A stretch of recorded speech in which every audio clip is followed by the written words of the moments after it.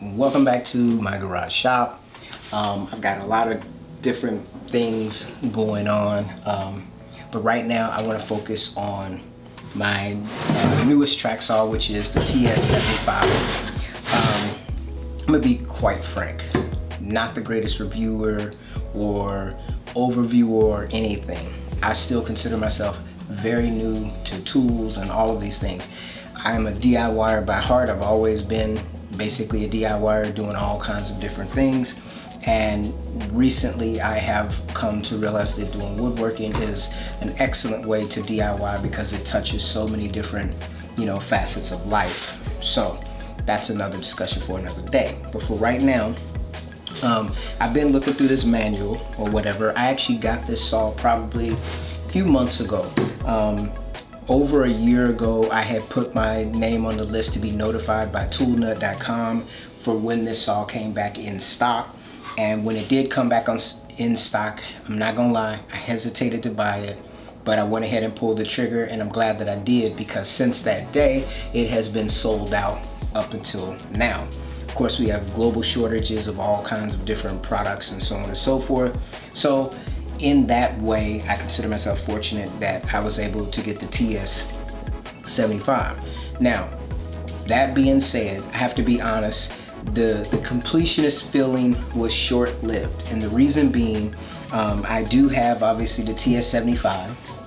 I have the TS55 KEB saw, which is the upgraded version of the cordless saw. I also have the REB, which is the older version of the cordless saw. And finally, I have the HKC 55. All right, so when I initially got this TS75, I felt like, okay, good, I have all the Festool track saws. Well, pump the brakes. Well, of course they don't have the corded ones except for the TS75, so you scratch that. But basically I had the whole lineup covered. And of course, Festool has announced the TS60, which is a 60mm depth saw, which basically is built very similar to the TS75, the TS55, but it has the ability to run on the FSK rails like the HKC 55.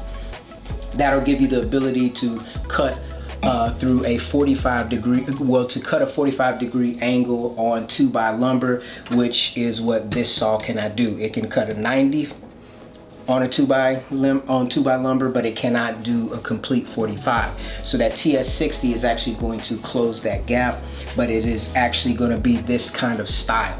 So as a result, and I believe it is a corded saw as well, so it's not cordless. So I'll be on the lookout. They'll probably come out with a cordless one a year or two after they release the TS60. But I do have that on my radar that, if I am still employed and still making a living, I will be picking up the TS60 track saw as well. And then I will be able to say I have the whole lineup of Festool track saws. But getting back to the situation at hand, here is the sustainer that the TS75 came in. This is the plug-it cord. Obviously this is corded, this is not battery powered.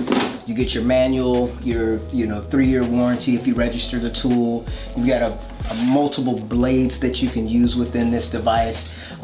Looks like it cuts some aluminum or metal, laminate, fluorine, wood of course, and it actually has the recommendation of the blades for each individual thing that you want to cut. Accessories for this particular saw, obviously the rail, which I have back here, which is the 1900 or 75mm or 75-inch rail, and then you have the parallel guides. Now, I don't have the Festool parallel guides. Interested in trying it out.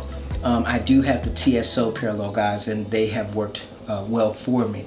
You also have, the different types of rail clamps and those kind of accessories that will work with the TS75 as well as the TS55. Now, closer look at the saw. You got your dust port here, and and you can use obviously your Festool vacuum or any kind of vacuum that has a modification to fit this orifice. Now the 27 millimeter hose goes inside. I believe it's either the 32 or 36 millimeter hose goes on the outside. I will be considering getting the bigger hose for this particular saw, and also for some other tools that I have here in the shop. You've got your power button and the trigger here to depress or to plunge the saw rather. You do have the fast fix just like you have on the TS75. However, it is a little bit different. You pull the tab up, you push the saw, plunge the saw, and it locks in place just like the TS55. The differences are the actual Allen key is not housed in this area of the saw. It is actually, you can see down here, it's on the base of the saw. So that's a slight modification for this particular saw. Let's see here. You have your bevel knobs. You have one on the back and then another one on the front. Now the scale reads 0 to 47 degrees. However, when I've beveled the saw, it seemed to only want to go to 46, but that's on a flat surface. Probably on the rail, it would go all the way over to 47. Sorry, that's my GoPro going off. I tend to always seem to forget to turn those off. So anyways, the saw will bevel all the way over to 47. I'm thinking on the rail, because flush on the table, it doesn't seem to go all the way to 47. It goes to 46. And there is no zero detent on this particular saw. The speed control, it goes from 1 up to 6. It does have a kickback stop installed that you can remove and reposition here to keep it handy so that you don't lose it. The saw does come with a splinter guard for your offcut that actually just unscrews and comes off. It doesn't come on the saw, you actually install it yourself after it comes in the sustainer with the kit. And also I just read in the directions that the saw is not capable of going all the way over on a 45, or basically with the splinter guard, the saw is meant to be in the 90-degree position, just cutting straight upright. So none of the angles with the splinter guard intact, so that has to come off. Let's see here, 75 millimeter cut depth, that comes out to about 2.9 inches. And you do have a very similar adjustment for your depth here. As I said, 0 to 2.9 millimeters in depth. You have your little cam knobs here, which basically give you the ability to fasten snugly to the rail so that you don't have any slop or play when you're making a cut and increasing accuracy. Feels pretty good. Since this is a corded saw, the way that where it plugs in, basically you'll put the plug in and then you'll give it a full quarter turn to the right, and you'll feel it be locked in. Now, let's see here, what else did I want to say? So just going over a few facts from the manual itself. It's a 13 amp saw. It has a no load speed of 1350 to 4400.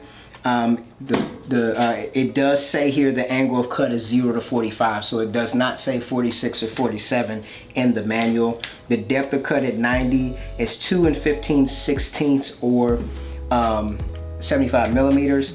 The depth at 45 is 2 1/8 or 56 millimeters. The saw blade diameter is 8 1/4 or 210 millimeters. The saw blade hole diameter is 1 3/16 or 30 millimeters. The weight of the saw is 13.6 pounds, so it is a pretty hefty tool. What else? I find this interesting. I was reading this in the manual and it says, Festool electric power tools must only be installed on work tables provided by Festool for this purpose. or whatever. So let me back up, because the text put out of context is a pretext. So it says intended use. Plunge cut saws are designed for sawing wood, materials similar to wood, gypsum, and cement, fiber materials, and plastic. When fitted with the special saw blades offered by Festool, the machines can also be used for sawing unhardened ferrous metal and non-ferrous metal. Materials containing asbestos must not be processed. Do not use cutting or abrasive wheels. This power tool may only be used by experts or instructed persons. Festool, now we're getting to the point. Festool electric power tools must only be installed on work tables provided by Festool or for this purpose. If the tool is installed in another or self-made work table, it can become unstable and result in serious accidents. The user is liable for improper and non-intended use, which basically means, I guess, this table could potentially be unsafe that I built here. At least that's the way I'm taking it. Maybe I'm misreading that. Anyways, I digress. Here it also says, let's see, saw blades are according to the EN 847-1, saw blade diameter, we already went over that. The cutting width is 330 seconds to 7/64 or 2.4 to 2.6 millimeters. The standard blade thickness, the max is 5/64 or 1.8 millimeters. Suitable speeds up to 5,000, whatever that means. Going on from there, it gives you instructions about how long of a power cord that you could use for different applications. What else does it say here? You got your speed control. So for solid hardwood, you're going to use a level 6. For chipboard or hardboard, you're going to use 3 to 6. For laminate wood, block board, veneered or laminated panels, you're going to use a level 6. For laminated or mineral materials, you're going to use a 4 to 6. Plaster or cement, bonded chipboard or fiberboard, you're going to use 1 to 3. These are the speeds on the saw.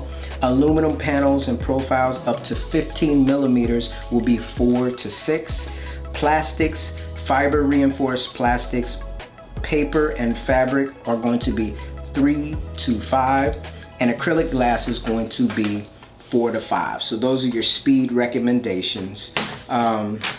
Looks like they use a color coding here, which is down here, it looks like on the saw as well.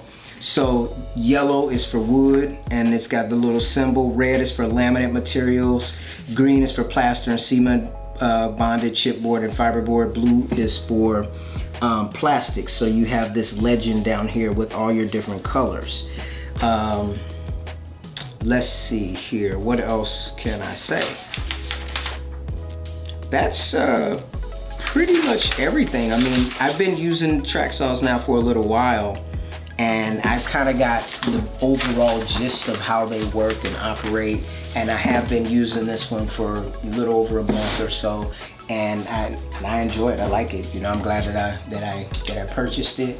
The only thing that kind of, you know, I guess I won't say bums me out, but basically I thought I had them all, and I don't. So let's go ahead and do a couple cuts with the saw, and then from there, you know, just wrap this up. We won't let it go too far. So I do have the 75mm rail, which is back here behind me. You know, since I am doing since I am acquiring several Festool tools, I'm going to do like just generic overviews on each and every one, and then I'm going to create a playlist that's going to have all my Festool tools, and I think I'm going to do that for all of my tools. I'm going to create a playlist for my Milwaukee tools, my Ryobi tools, and go through basically my personal overview of the tool, why I bought it, if I would buy it again, so on and so forth. So look for that in the future. Here I have my CT48E AC dust extractor with obviously the little cyclone thing that they have. I will make a small video about this as well. It won't be too impressive, but I will make one just to create, you know, Festool playlist for I guess people like myself who happen to enjoy either reading about Festool products, using Festool products, or watching videos and reviews about Festool products. So let me plug this in and let's get started. I'm just gonna throw this piece of insulation board here up on the table and just make a couple cuts, and we'll see how it does, and do a little comparison to the TS75. I would be interested to see how far off the rail actually is. Like if I put the TS55 on that same track, how far either in or out it would be on, how it would affect the zero clearance. So I think I'll just go kind of like at an angle here. Hopefully you can see me in the frame. And then actually I have a cord already plugged in from another tool, so I will use that. That is very very crafty and useful by Festool to create these plug-it cords, where basically if you have one cord you can use it on almost all of their tools. There are a few exceptions, but there is a wide variety of their tools that you can just leave plugged into your dust extractor and you will be good to go. So I'm gonna go ahead and put this on there and drop this up here. I do see either a homemade or a purchased boom arm coming in my future, because hose management is not great. All right, so we're gonna go ahead and just cut a piece off of here. Not really, nothing special. All right, we got the saw up here. As I said, this is significantly heavier than the other saw, or at least it feels significantly heavier just holding it. All right, so we're gonna start at the edge of the work and go through, and then I may try a plunge cut. So first let me set my depth, because I have it going all the way down. This is probably about 3/4. So let's go to about, I'll just go deep, I'll just do 1. Okay, so here we go. Everything is set, cords are up and out of the way. Let's give it a shot.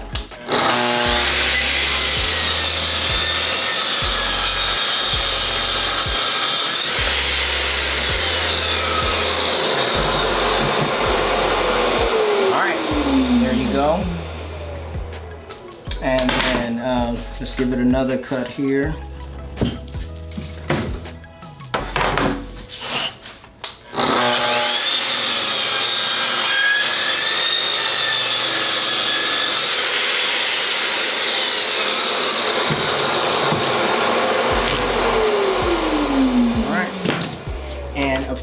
With a product like this, you can use like your angle stops. I do have the Festool angle stop, and I also have the TSO angle stop, so I can obviously use it on the rail or the parallel guide system to actually get nice and parallel cuts.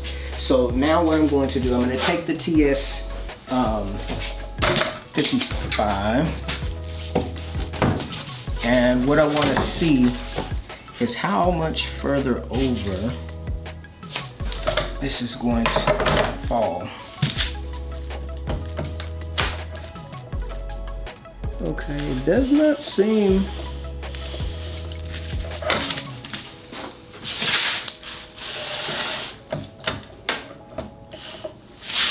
can't really tell. So what I'm going to do is I'm going to take a I'm gonna make a pencil line here. Then I'm gonna follow that line and see if there's any deviation from where I put this, the actual, where I cut with this thing, because it doesn't seem like it's gonna cut the splinter guard. And if it does, then I'll have to buy another one to replace this one. All right. So we've got it attached, and then just want to kind of look again.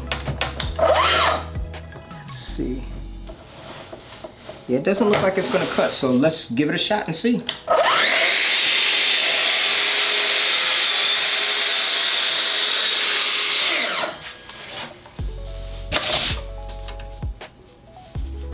didn't have it full depth. Let me go down to.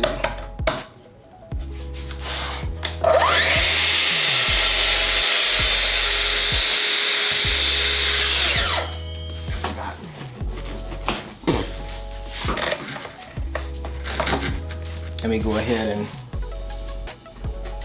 pair this up.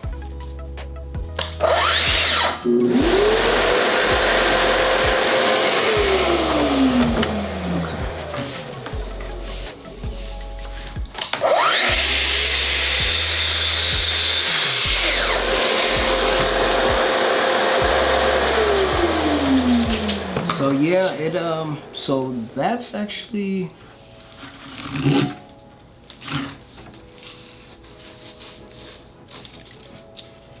trying to see here.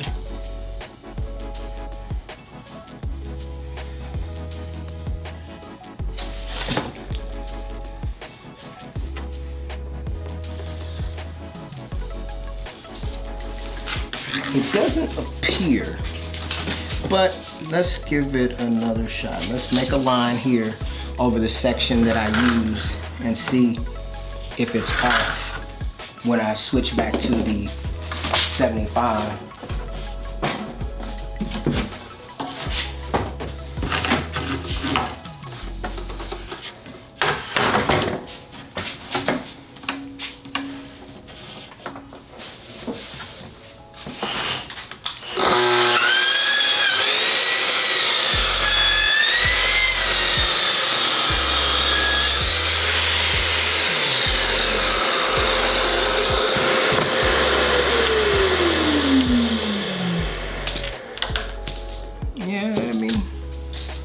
It seems zero clearance on both, so it doesn't seem like using both of these on here caused any issue.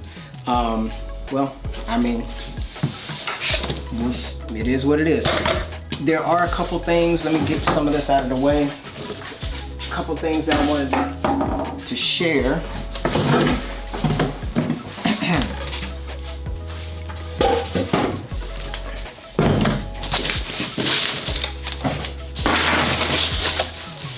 Alright, so taking a look at both saws here. This is comparing obviously the TS55 to the TS75. Now, obviously on the TS55, when you pull the fast fix, you actually have the Allen key in the top here. The other thing that I noticed is the TS55 has a micro adjust. So you have your depth, but then you also have a micro adjust here. You also have the button to go to -1 degree or to go to 47 degree to the right. Other than that, I don't know if there's much of a difference. You do have this the knob back here to pull. I guess I imagine that's to for beveling. Let's loosen that, and you bevel all the way over to 45, and then obviously you have to click this to go over to 47. So this saw is also 1 to 6 as far as speed. This particular model has the kickback function, which means that it does not have a typical riving knife. This right here, when it loses connection with the actual rail, then the saw will actually shut off, whereas the TS75 does have a traditional riving knife.